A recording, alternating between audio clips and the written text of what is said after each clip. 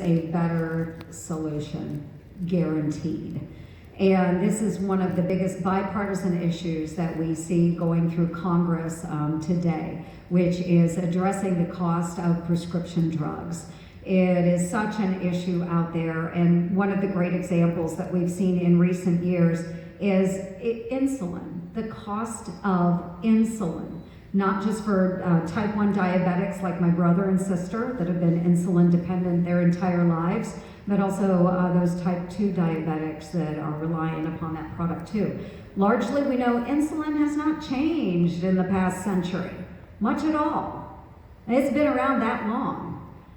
But what the drug companies will do, and something that we're trying to combat through legislation, is the changing of patents on drugs that exist out there. So there's a number of different proposals. I'll address a few of those that I've been working on. I am signed on to 9 different prescription drug bills. We have one, the CREATES Act, that has actually passed. It was bipartisan and signed into law. So that was a really good one, but we have a lot more yet to do. So addressing it from the Judiciary Committee, which is a committee that I am on, one of the issues that we were looking at is the fact that drug companies, when they have a drug that they've introduced into the marketplace, they will put a patent on that drug, and maybe that patent expires in 10 years.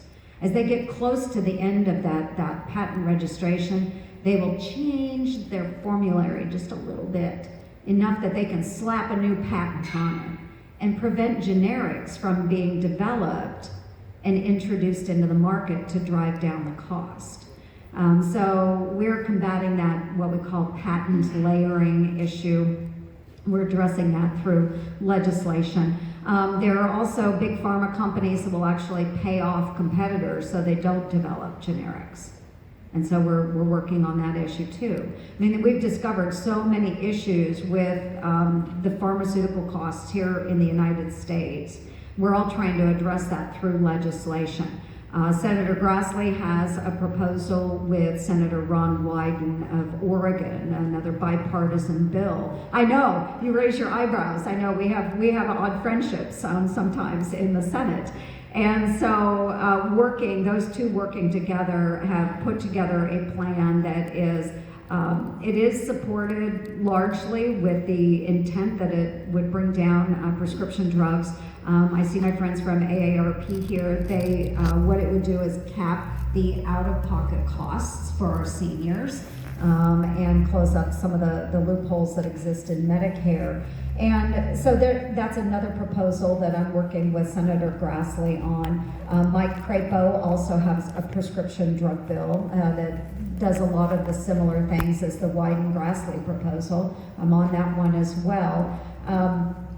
We also deal with the pharmacy benefit managers. We have a middleman here in the United States that negotiates drug costs.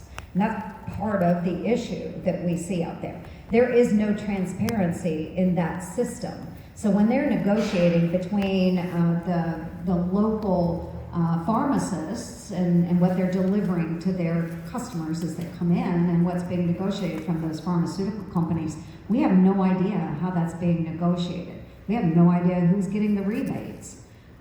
So there's a lot of issues in the system that we have here in the United States when it comes to pharmaceutical drugs. We're trying to tackle those issues, but we see the instances where other countries are able to offer our drug products at a much lower cost. And it's the American people that are taking the brunt of that burden in providing those types of pharmaceuticals for the rest of the world. So it's all of those issues we are sorting through and trying to find a way that we can push back on that, make sure that our citizens are the ones that are benefiting from the wonderful research and development that's done here in the United States, but also keeping those drug costs low for our consumers. So a lot of different proposals. Like I said, I'm on 9 different proposals right now, and we're hoping to get those moved through health, education, labor, and pension very shortly. You know, the reason they're able to do that is because those other countries have a single-payer system. Well, and we can debate that later, but we've got other questions that you betcha.